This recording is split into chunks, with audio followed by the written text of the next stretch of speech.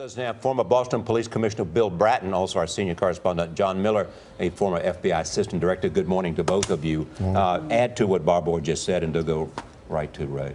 I think it might be helpful to go through the chronology of what happened in the fast-paced events last night. So you have an MIT police officer called to a call about a suspicious incident, and apparently he's executed there, and they suspect by these individuals, shot multiple times in the head.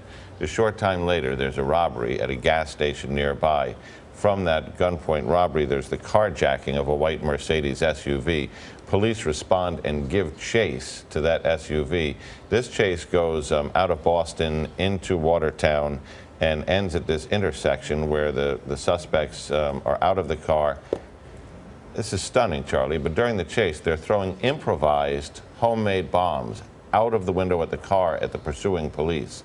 When the chase comes to a head, they get out of the car, they use that vehicle for cover, they engage in a firefight, and they are throwing other improvised explosive devices. These are homemade bombs that they're tossing as improvised grenades at the officers until one of those suspects is killed.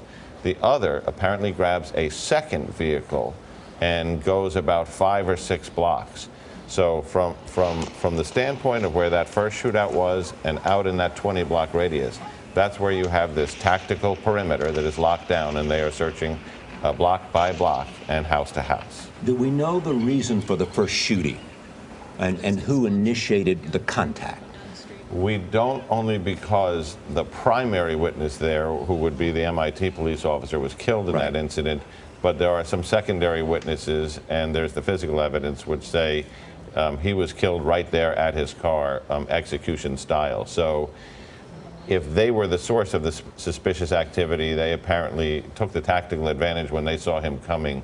There wasn't much time for questions. What can you add to this, Bill? Well, there's a second officer shot at the scene of the second or third altercation. That's an MBTA transit police officer, the T.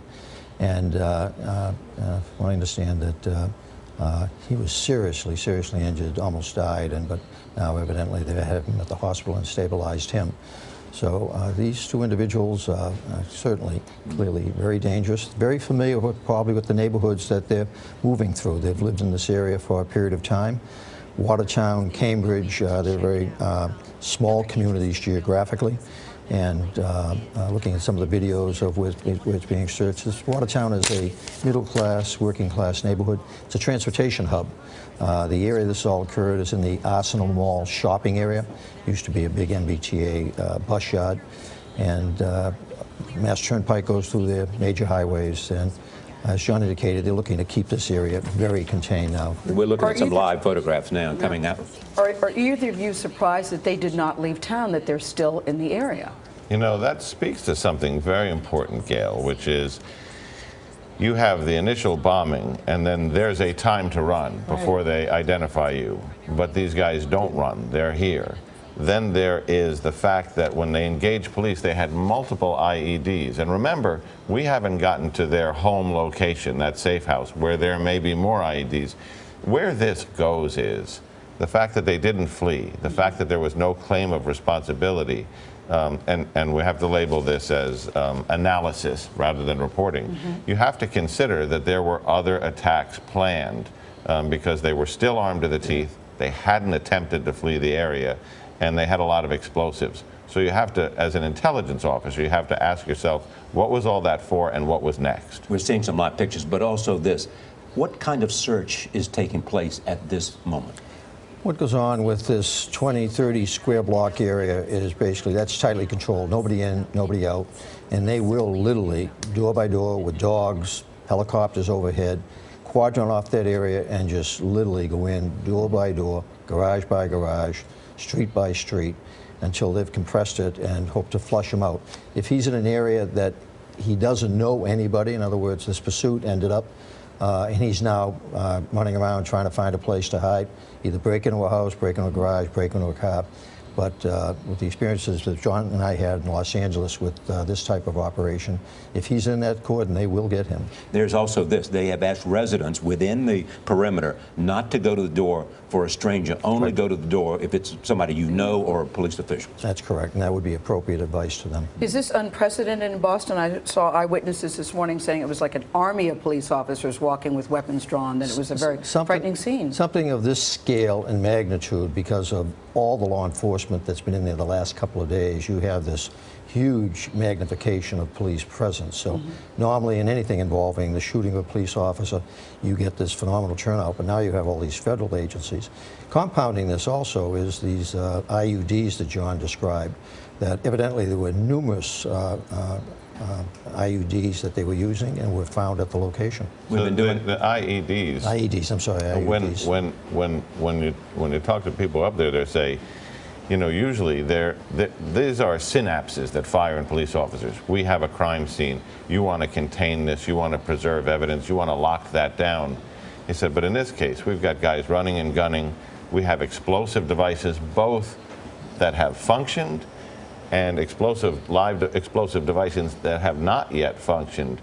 And he said, you know, this is not the kind of thing where you're going to lock down and organize a crime scene. At this point, it's just, you know, we're roping this off, we're moving through the area, and we're on the hunt. Okay, the question everybody's asking is when will they get this guy and where will they find him? But beyond that, what questions are both of you asking at this moment about this? I have, all of this is speculative, this is the stage, but the idea that the amount of additional explosive devices that they had, I would be willing to bet that they had no intention to flee the area. I don't think they had any expectation that they would be identified and identified this quickly. Being identified now changed the plans to move from their home base, wherever they were living, where they were comfortable, where they had all their relationships. Now all of a sudden they're going to need to flee. And so this begins this chain of events, robbery, car hijacking, etc., that all this spontaneous activity. I'd be willing to bet that they had no intention of leaving the area. They just did not feel they were ever going to be identified. Then perhaps, because as John suggested, perhaps had other targets that they wanted to come to because of the weapons, because of the amount of explosive material they had with them. And the fact that they're from Turkey or Chechnya, as Bob Orr said, is that a big surprise to either of you? Well, I think I'd widen that aperture a little bit, but I would say somewhere within Eastern Europe or the Balkans. I've now heard the name of 3 different countries, and one that has not yet been mentioned is the one that's underlined 3 times. But I think if you, we're looking for models here because we don't know. But I mean, one model is you go overseas, you train in a camp, you get tactically proficient, and then you really are the ultimate sleeper cell. You're deployed to a country, you're told to develop a plan, to have multiple stages of it, and that this is the new Fedayeen model. You're not necessarily a suicide operator because there's a chance you're going to survive, but you're also not hesitant to engage and engage to the death if that's what's required. And we're certainly seeing some of those indicators in their attack last night. All right, Bill Bratton and John Miller.